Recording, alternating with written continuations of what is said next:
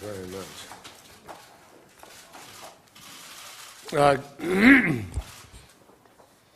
Good afternoon, everybody. Thank you for waiting a moment. I apologize for being a little bit late. This is a homecoming of some kind for Foreign Minister Yun, who completed a degree at SAIS at Johns Hopkins. So we're delighted to welcome him back to Washington, to his old stomping ground. And it's a privilege to have him here in a city that he knows very, very well, and to return the favor of his very generous welcome to me when I visited Seoul last spring. Minister Yun is the first foreign minister that I've had the privilege of welcoming here to Washington and the State Department in 2014. And that is clearly, from our point of view, an indication of the strength of the relationship and the high regard that we hold for our relationship with the Republic of Korea. As President Obama has said, South Korea is one of our closest allies and greatest friends. Last year, we celebrated a remarkable 60th anniversary of our alliance. And just a few hundred feet from here at the Truman Building is the Korean War Veterans Memorial, where Foreign Minister Yun laid a wreath on Sunday to pay his respects and to honor those who gave their lives from both of our countries in an effort to stand for freedom and democracy. It is a fitting reminder, the memorial and the visit of the foreign minister, of our friendship that was forged through shared sacrifice. I believe the greatest memorial, though, to the thousands of Koreans and Americans who served and sacrificed together is the deepening solidarity, the deepening strength between our nations through 6 decades of partnership and shared prosperity. Our relationship, has matured from one that was focused primarily on security to one that is now defined by a very broad and comprehensive partnership. Last year, we participated together in a series of high-level summits and meetings, beginning with President Park's visit to Washington last spring and continuing through Vice President Biden's successful visit to Seoul last month.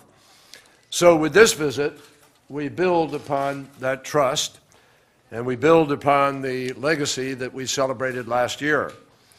And that is the closeness of our relationship, founded in shared values of democracy, human rights, rule of law, and all of which are strengthened through people-to-people ties. Our comprehensive political partnership with the Republic of Korea is a significant example of our overall commitment, the commitment of the United States to engagement in the Asia-Pacific. Indeed, our alliance is the linchpin of security and stability in Northeast Asia. Excuse me. The United States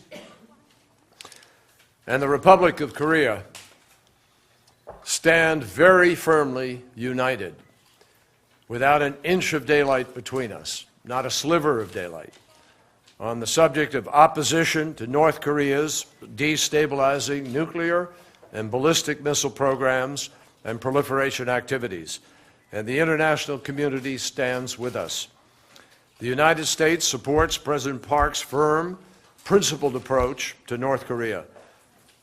I want to confirm that Foreign Minister Yun and I spent the lion's share of our time, though we touched on a lot of topics. We were deeply focused on the challenge of North Korea, and particularly with the events that have taken place in recent weeks in North Korea. Together, we call upon Pyongyang to start down the path of fulfilling its international obligation and commitments. And most importantly, we call on the North Korea to denuclearize. We will not accept North Korea as a nuclear state, nor as a nuclear-armed state, and nor will the international community abide by that. I assured Foreign Minister Yun that we remain fully committed to the defense of the Republic of Korea, including through extended deterrence and putting the full range of U.S. military capabilities in place. We will continue to modernize our capabilities so that we are prepared to face any threat.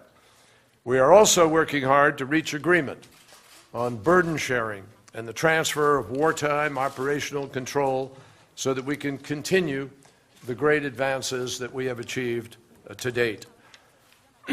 Today, the people of the United States really do take enormous pride in South Korea's incredible rise. It's an example of how we can move from aid to trade. Not so many years ago, the United States of America was giving aid to South Korea for development. Today, South Korea is giving aid to other countries and taking its place among the community nations in exercising global responsibilities. It's an example of what we can achieve when the United States does help another nation to define its future. And when we create jobs and opportunity here at home, even as we do that. Our trade relationship with the Republic of Korea is also an example of President Obama's strategic rebalance in Asia and the benefits of the President's determination to promote export-led growth.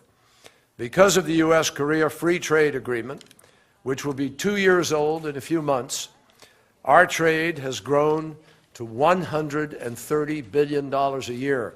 That's an enormous sum, and it is important that we continue to work together so that all of the obligations of our treaty are met. We also welcome South Korea's interest in the Trans-Pacific Trade Partnership, which can be the foundation for high-standard trade and shared prosperity throughout the Pacific, and it would create a trading agreement that would include 40% of global GDP. That will have a profound impact on the trading practices of the rest of the globe. Today, the Republic of Korea is not only one of the most dynamic economies in the world, it is also a leading contributor of humanitarian assistance. That commitment was clear in the Republic of Korea's contributions in the wake of Typhoon Haiyan in the Philippines, where our two nations stand shoulder to shoulder providing urgent relief. And we're very proud of the efforts that we made together. I just recently visited the Philippines. I went to Tacloban. I saw exactly personally how unbelievably destructive that typhoon was, but most importantly, I saw the remarkable efforts of nations joined together in order to help another nation in a time of distress. And no two nations worked more closely together in that effort than we have. Of course, the Republic of Korea and the United States have also stood side by side in Iraq, in Afghanistan, and there is no greater sign of the United States' commitment to regional security than the 28,500 U.S. soldiers who are stationed in South Korea. So the relationship between our two nations has always shown its ability to be able to adapt, to face new challenges, and it is clear that the foundations of this relationship are built to endure. Our commitment to one another remains rock solid. And so I want to thank Foreign Minister Yun for his friendship, for his continued efforts on behalf of both of our peoples as together we work to make the world more secure and to deal with very complicated and difficult security challenges and humanitarian challenges across the globe.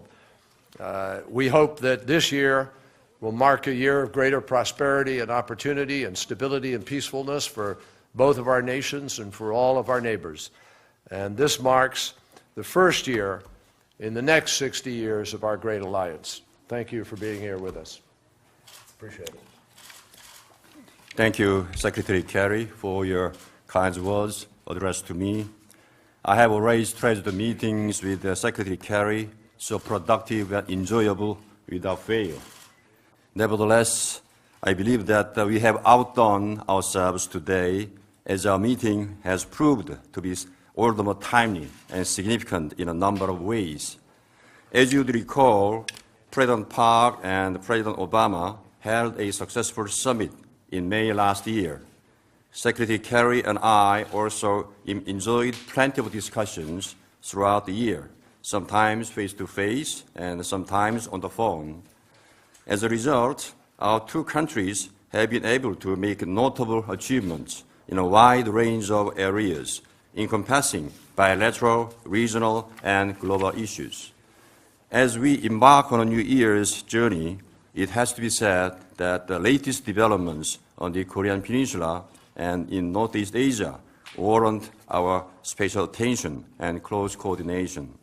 First of all, Secretary Kerry and I reviewed the serious recent developments in North Korea and their potential implications on the Korean Peninsula and beyond.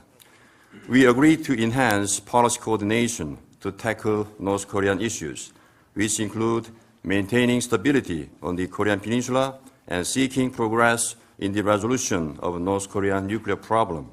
In this light, we decided to intensify our consultations to assess the North Korean situation and explore our policy options. These efforts will ensure that our two countries remain very much on the same page in dealing with uncertain North Korean situation. In the event of any North Korean provocation, the South Korea and the United States will firmly respond based on our robust combined defense posture. In addition to our actions, we'll ensure that the UN Security Council will take prompt measures which it deems necessary. We share the view that it is important to keep China and other related parties closely engaged to achieve substantial progress in the denuclearization of North Korea. In this regard, we agreed to place this issue at the top of our agenda so that we can better cope with the increasing volatility of the nuclear issue arising from the evolving political situation in North Korea. Going beyond nuclear issues, we agreed to strengthen our strategic cooperation on building sustainable peace that will pave the way for the unification of the Korean Peninsula. We also redouble our efforts, together with the international community, including the United States, to induce North Korea to embrace the path of peace and cooperation through the trust-building process on the Korean Peninsula. Secretary Kerry and I also recognize the growing uncertainty pervading Northeast Asia in recent times. In particular, I pointed out that historical issues stand in the way of reconciliation and cooperation in this region, and I emphasized the need for sincere actions. The Secretary and I agreed to strengthen our efforts to alleviate tension and promote peace and cooperation in Northeast Asia. On the U.S. policy of rebalancing to Asia, I welcomed its reaffirmation as a positive contribution to the stability and prosperity in the region. In this regard, we underscored that ROK-US alliance will continue to serve as a linchpin of regional peace and stability. Secretary Kerry and I share the view that the ROK-US alliance could not be in a better shape. Building on the achievements we made over the last year, we'll explore concrete ways to further upgrade our cooperation based on the shared vision of the ROK-US alliance. We are pleased to note that the consultations regarding the review of transition of wartime operational control are on track. The Secretary and I also agreed to ensure that ongoing negotiations concerning Special Measures Agreement and Civil Nuclear Agreement result in win-win solutions, befitting the spirit of our alliance and mutual trust. we noted that our bilateral trade has registered sharp growth since the ROK-US FTA entered into force 2 years ago amid global economic downturn, and reaffirmed our commitment to further deepen our economic cooperation. Furthermore, we recognize that South Korea's participation in the TPP will contribute to the economic integration of the Asia-Pacific region and agreed to expedite bilateral consultations on South Korea's participation in the TPP negotiation. Today, I was very pleased to review my personal friendship with Secretary Kerry. We continue to work together as we embark on the journey into the next 60 years of ROK-US Comprehensive Strategic Alliance. Thank you very much.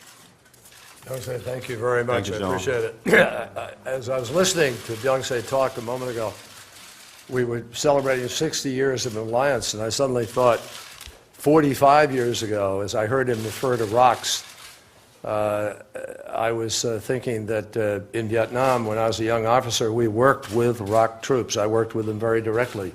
So all of a sudden I'm saying, God, 60-year alliance, but I was there 45 years ago. That's a little scary. Anyway, I thank you for those many, many years of friendship, and your troops were very, very tough and capable people. Thank you, sir. Okay, great. Thank you, John. Thank you. Thank you, sir. Thank you. We're gonna walk out.